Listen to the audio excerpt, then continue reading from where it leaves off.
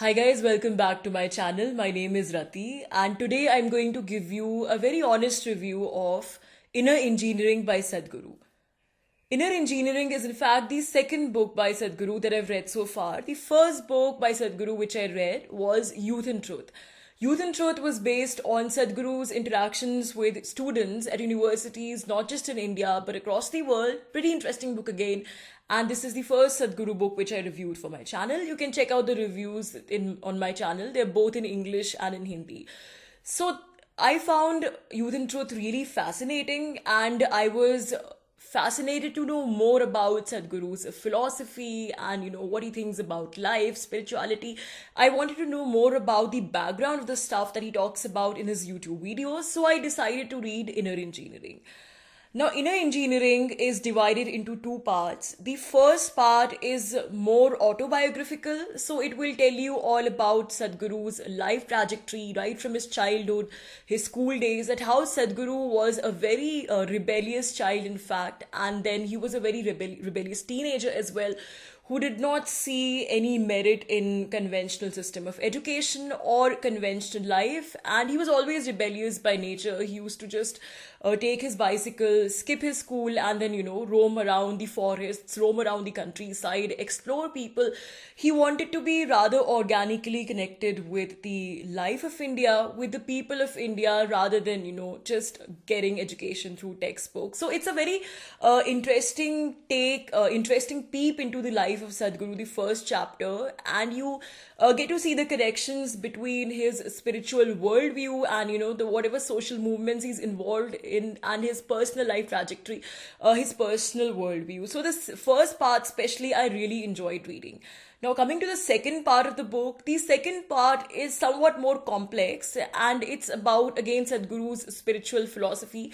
It's divided into three sections: body, mind, and energy. So the second part, although again here also you can find examples, references from Sadhguru's life, but the second part is sort of more abstract, and like I said, it's more about these spiritual beliefs. So if I were to give an honest review of the book, the second part especially, disappointed me a bit. And when I read Youth and Truth, because Youth and Truth, was in a question and answer format where Sadhguru was interacting with these students and he was constantly answering questions posed by these students. So after reading Youth and Truth, I was expecting, something in a more sort of animated, conversational storytelling format. But the problem with Inner Engineering is that it's very abstract, and also there are a lot of ideas, coming in together, a lot of ideas thrown at you, and by the time your mind starts processing one idea, one principle, the author moves on to, some second idea, and all of it is so complex that it is difficult for the mind to comprehend and, place all of it in sort of one kind of frame. It's just all over the place. So if I were to tell you, in brief about 10 concrete principles that Sadhguru's Inner Engineering is telling you about, it would be difficult for me to do so. I would not be able to, and that's the problem with the book. There is a lack of coherence, and like I said, it's all over the place, especially the second section. So there are gems of brilliance here and there, definitely, and a lot of different ideas. And maybe if you read the book multiple times, then you can sort of connect those disparate ideas and make some sense out of it. But otherwise, I found it a very complex read. Now, maybe, I'm not spiritually evolved enough to understand these concepts. That's also a possibility. But I would still say that it should have been written in a slightly more lucid style, and, in a slightly more sort of maybe, point-wise, or that kind of a style where it's easier for lay people to understand the basic concepts that Sadhguru is talking about. Talking about the basic gist of the book, Inner Engineering, as the topic suggests, it's about engineering your inner being. So the author is essentially trying to say that we bother so much about sort of the external manifestations of our thoughts, goals, motivations, mindfulness, this and that. But we neglect our inner beings, our inner consciousness. So inner engineering is all about, sort of regulating your inner consciousness in a way that you exude positivity, you exude joy, and your life becomes more meaningful and content. So Sadhguru has a very interesting proposition that inner engineering is in fact, not some kind of abstract metaphysical thing, but it's a technology. It's a very advanced system of science.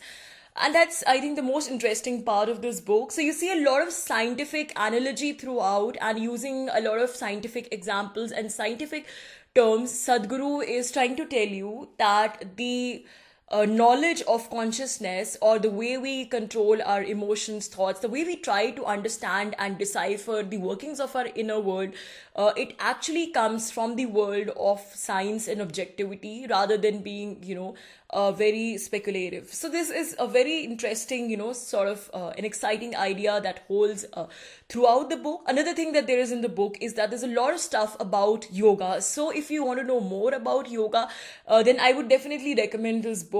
And the book is again trying to build the premise that yoga, as it's popularly understood in today's times, it's just taught at a very frivolous and gimmicky level, at the level of, merely doing some asanas, or getting some physical exercises, or making your body very flexible, or sculpting the perfect physique. But yoga, the book tells you, goes way beyond that. And yoga, the asanas are so powerful, they can actually, alternate your states of consciousness. So the connection between mind, body and energy is comes to its optimum utilization in the art and science of yoga, something which the book delves into. I think the main thing which the book, and this is a recurring premise in Inner Engineering by Sadhguru, if I've understood right, the main thing which the book is trying to tell you is the fact that your body is a very powerful means. Your body is a very powerful instrument to actually achieve a higher consciousness. So Sadhguru tells you, that there is no dichotomy, there are no boundary lines between some kind of higher consciousness, some kind of lower consciousness. There's no dichotomy between life and spirituality. So you don't have to go out of your way to, practice mindfulness, or drive away negative emotions, or be positive. So in that way, Sadhguru, the book is also attacking, the whole newfangled theories, the whole new age jargon, motivational jargon about positivity and mindfulness and this and that. So Sadhguru is essentially telling you that you don't have to do all of that. Rather, it has to be something, it's embedded in the very chemistry of your body, because your body is a chemical composition at the end of the day. So by learning how to control and discipline your body through the movements of yoga, your consciousness will automatically be elevated. Your consciousness will automatically respond to it. That's what I understood. I mean, it's very complex, and like I said, I would have really loved it more if the book was organized more coherently and it was more structured. Also, one more thing I just like to briefly mention towards the end, although I should have mentioned it in the beginning, is that so Inner Engineering are two things. I'm reviewing the book called Inner Engineering by Sadhguru, but Inner Engineering is also a program offered by the Isha Foundation. And it's a very famous program, I think, where they make you do not just yoga exercises, but they also, sort of kind of teach you a lot of other stuff, meditation and spirituality.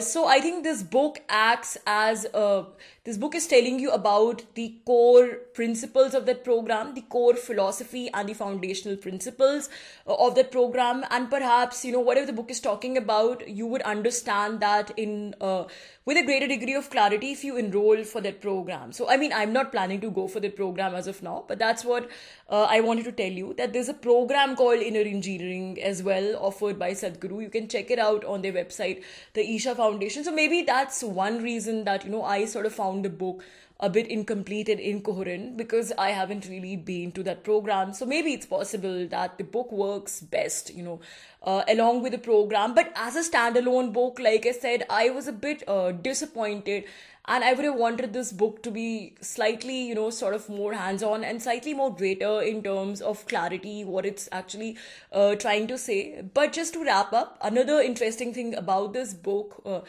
which I found, is that towards the end of most of the chapters, in fact, there are exercises. So you have a basic idea being explored in the chapter. Then at the end of the chapter, you have a sadhana. So these sadhanas are very interesting, and I think they're definitely worth checking out. You can perform, some of these. Although I think the nature, again, some of these sadhanas, the nature is very abstract. So I think it's very, I mean, if not impossible, but it's difficult to perform those without guidance. But I would definitely think that, if you want to try out this kind of stuff, it's a good starting point. So overall, my recommendations for this book, definitely you can go for a one-time read, but do not go with the mindset of understanding everything about Sadhguru's, philosophy, Sadhguru's spirituality, what he's trying to say. If you want some kind of a refresher course on Sadhguru's philosophy and all that, then you would be disappointed.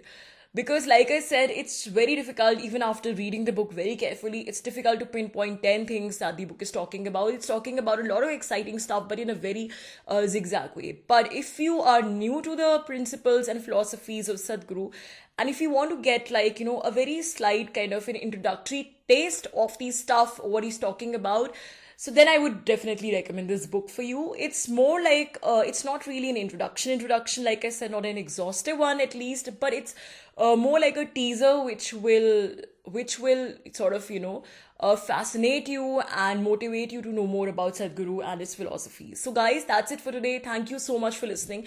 If you like the content, please do press the like button and please do subscribe to the channel as well. Thank you so much for listening. Bye for now.